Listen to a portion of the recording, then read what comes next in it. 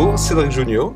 J'ai le plaisir de recevoir aujourd'hui Olivier Gérinon de l'e-lab d'Air Liquide qui a utilisé Lean Startup pour imaginer un nouveau business pour Air Liquide et qui a permis donc de trouver non seulement de la réalisation dans la gestion du projet, mais également d'apporter plus d'efficience dans la gestion de projet chez Air Liquide. Donc bonjour Olivier. Bonjour.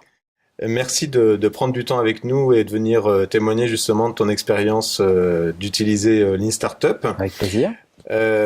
Justement, Lean Startup, en quoi ça a changé ta façon de faire? C'est-à-dire que par rapport à si tu n'avais pas utilisé Lean Startup, la différence entre les deux, c'est comment? Alors, bien, c'est très simple. Je pense que je serais le produit, l'offre sur laquelle je travaille aujourd'hui n'aurait tout simplement pas vu le jour. Et j'aurais probablement construit un projet, un service qui ne répond pas tout à fait aux besoins du marché. Donc en fait, le Lean Startup m'a permis de façon, on va dire, progressive, m'a permis et me permet, puisque je suis encore en train de développer ce projet-là, de cerner une problématique et en même temps donc de préciser ma proposition de valeur et l'ensemble en fait de mon business model. Ça m'a permis en fait d'atteindre de la pertinence. Plus précisément, est-ce que tu peux nous dire justement quelles sont les étapes par lesquelles tu es déjà passé justement au niveau de ta gestion de projet? Alors, c'est très simple. En fait, lorsque j'ai commencé à travailler sur ce projet, en fait, donc je mène aujourd'hui un projet dans le domaine de la qualité de l'air intérieur. Je connaissais rien au marché, rien aux différentes typologies de clients que je pourrais avoir. Je ne connaissais pas les logiques de distribution, etc. Et donc finalement, pour moi, la méthode l'approche qui me semblait la plus simple et la plus efficace, c'était de commencer par faire des interviews, d'aller à la rencontre de mes clients. Voilà, donc dans une première étape, c'est ce que j'ai fait. Je suis descendu dans la rue, j'ai interviewé les usagers de l'air, c'est-à-dire à peu près tout le monde. Tous ceux qui respirent. Tous ceux qui respirent, exactement. Et donc à la fois des inconnus dans la rue, des gens que j'ai pu interviewer chez eux, des amis, des collègues de travail, à peu près tout le monde y est passé. Et donc ça m'a permis de comprendre la relation qu'avaient ces gens entre la problématique à laquelle je voulais m'attaquer, donc à savoir la santé, donc la qualité de l'air intérieur dans le bâtiment, que ces gens entretenaient finalement avec l'air. Et ces entretiens m'ont permis finalement une première surprise, c'était que la cible à laquelle j'avais pensé au départ, donc à savoir le grand public, n'était absolument pas adaptée à la proposition de valeur que j'avais en tête. Du coup, voilà, j'ai abandonné finalement assez vite la cible B2C et j'ai décidé d'aller explorer le B2B, qui là effectivement s'est avéré être bien plus adapté, bien plus réceptif à l'offre en fait que je proposais. Donc après cette étape finalement d'interview et de rencontre, j'ai utilisé mon idée que j'ai matérialisée d'abord sous forme de slide, de sketch, pour placer en fait mes interlocuteurs dans une position de client. Et donc voilà, ça m'a permis d'obtenir des premiers feedbacks, d'affiner ma proposition de valeur, et j'ai pu par la suite donc passer à un POC, donc un Proof of Concept, un premier prototype fonctionnel que j'ai commencé à déployer sur certains sites. Alors, c'est un peu compliqué quand vous déployez sur un site un POC, puisque c'est pas vraiment la vocation d'un POC, voilà. Mais néanmoins, en fait, finalement, je regrette pas du tout, puisque ça m'a permis au-delà de la proposition de valeur que je voulais tester auprès de mon client, ça m'a permis d'identifier très tôt, de façon immédiate en fait même, un certain nombre de contraintes dans le déploiement de ma solution que j'aurais pas pu identifier autrement. Donc voilà, aujourd'hui, je suis en train donc de travailler sur un nouveau prototype qui va intégrer ces contraintes-là. Donc un cycle, voilà, j'ai un cycle de développement du coup qui est vraiment accéléré. Oui, donc là, tu as déjà fait presque l'essentiel de la première grande boucle de Lean Startup, qui est la découverte de la clientèle d'une part et la découverte de la solution d'autre part. C'est ça. Tu es en train de finir la découverte de la solution, quoi. Exactement, tout à fait. Je suis en train de valider mon segment clientèle, valider le fait que je puisse effectivement bien délivrer ma promesse. L'étape d'après, c'est comment j'arrive à industrialiser d'une certaine façon mes feedbacks, mettre en place des métriques pour aller encore plus loin dans l'affinage en fait, de ma proposition de valeur. D'accord. Voilà. Et ça fait combien de temps que tu as commencé à travailler sur le projet? Alors, j'ai rejoint l'iLab en juin 2014. Ouais. Voilà. Et puis, donc, c'est véritablement à partir de août-septembre, j'ai commencé vraiment à me lancer dans un cycle d'interview, etc. Ce qui fait que finalement, très peu de temps. Si j'ai bonne mémoire, c'est en même temps une nouvelle manière de travailler. iLab n'est pas très ancien non plus. Oui, effectivement.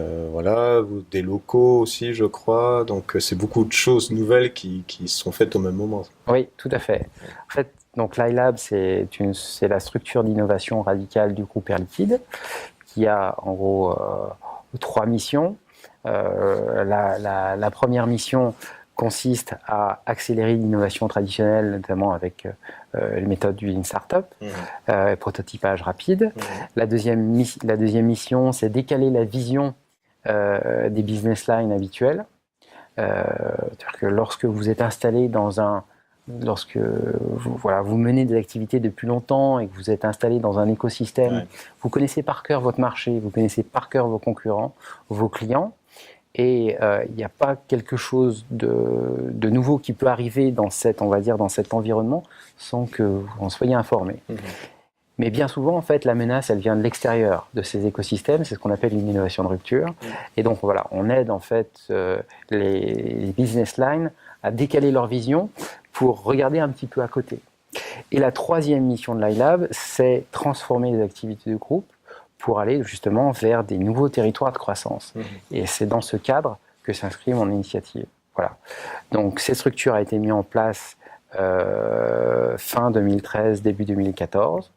On a choisi effectivement des locaux à part, situés au centre de Paris, dans le quartier du 12e arrondissement, avec des codes et une identité bien à nous, justement pour sortir des cadres habituels du groupe Air Liquide et pour aller pour sortir de la boîte et aller vers des approches, des méthodologies, des façons de penser différentes.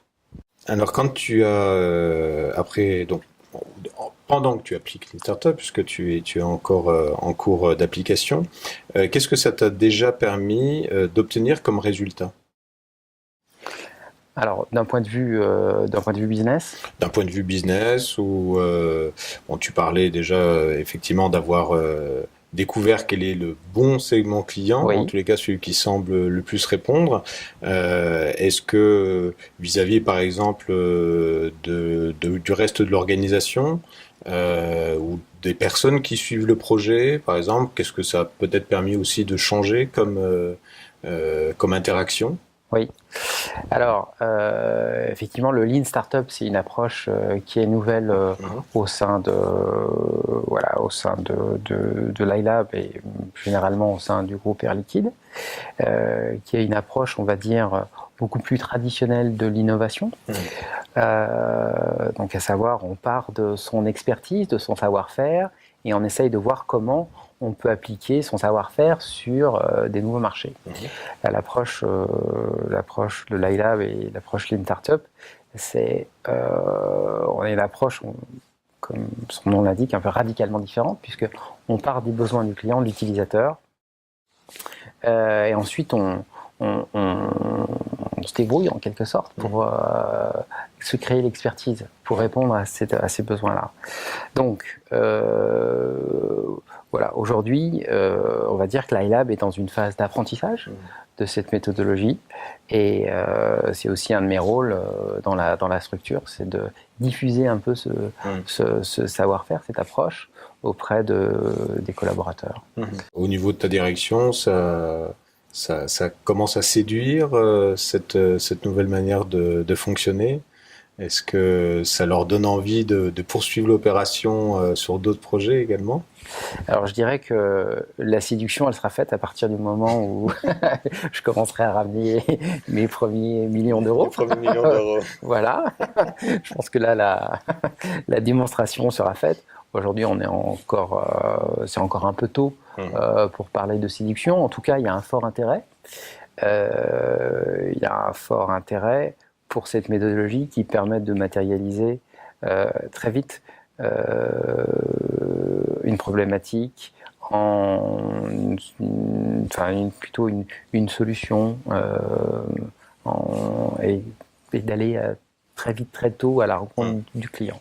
D'utiliser le Lean Startup à ton niveau, qu'est-ce que ça a changé? Qu'est-ce que ça t'a apporté? Quelle transformation ça a pu avoir chez toi? Je dirais que personnellement, j'ai une personnalité, un tempérament qui est finalement assez en phase avec le Lean Startup, puisque l'apprentissage, enfin chez moi en tout cas, l'apprentissage fonctionne beaucoup plus par l'expérimentation que par l'approche théorique. Donc voilà, apprendre en expérimentant pour ensuite éventuellement aller sur du théorique pour encore aller plus loin, c'est quelque chose que j'apprécie beaucoup. Et du coup, en fait, cette approche me permet d'être beaucoup moins frustré dans mon travail au quotidien, et du coup aussi beaucoup plus efficace. Voilà. Épanouissement et efficacité. Exactement. Ça donne envie. Quel impact au niveau d'Air Liquide, éventuellement même de tes collègues, peut-être? Au niveau d'Air Liquide, comme je viens de l'expliquer, c'est une approche, une méthodologie qui est nouvelle. Donc il y a beaucoup de curiosité et d'intérêt, puisque voilà, on fait des choses concrètes, on ne fait pas que du slide. Maintenant, voilà, il faut encore un peu de temps faut encore laisser un peu de temps pour pouvoir saisir, je pense, les premiers impacts dans la structure et auprès des collaborateurs. Tu as peut-être déjà des retours. Je ne sais pas si tu as fait des comparaisons entre une gestion de projet, par exemple, habituelle, peut-être que ça se fait encore maintenant, par rapport à ta manière de fonctionner. Est-ce qu'il y a une efficience qui est peut-être différente, ou est-ce que tu as une vitesse de développement qui est différente de ce que vous faisiez au préalable? Alors, en tout cas, ce qui est sûr, c'est que dans les méthodes d'innovation, on va dire plus traditionnelles, on est dans des cycles de développement qui sont plus longs et dans un investissement au départ qui est beaucoup plus important. Ce qui fait qu'avant d'arriver à un premier prototype fonctionnel, on a dépensé déjà plusieurs centaines de milliers d'euros. Et parfois, plusieurs mois, plusieurs années se sont écoulés. Avec le Lean Startup, ce qui est fantastique, c'est que là, en l'espace de 6-8 mois, et pour finalement 5 000, 10 000 euros, je suis arrivé à mettre au point un premier prototype fonctionnel, à déjà réaliser un premier chiffre d'affaires, et surtout à avoir commencé à qualifier une offre. Donc, je dirais qu'en termes d'efficacité et de retour sur investissement, voilà, cette méthodologie est extrêmement intéressante. Que dirais-tu à quelqu'un qui envisage d'utiliser Lean Startup et qui est encore hésitant?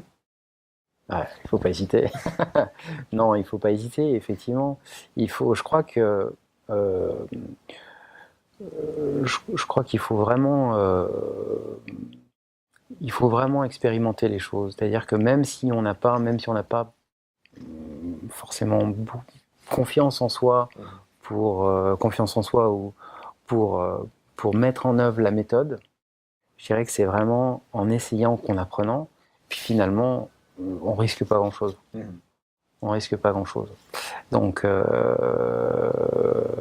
essayez. Voilà. Merci beaucoup Olivier d'avoir passé ce temps avec nous, de nous avoir parlé de ton expérience. Merci à toi. Et merci de nous avoir regardés et à bientôt pour une prochaine interview. Au revoir.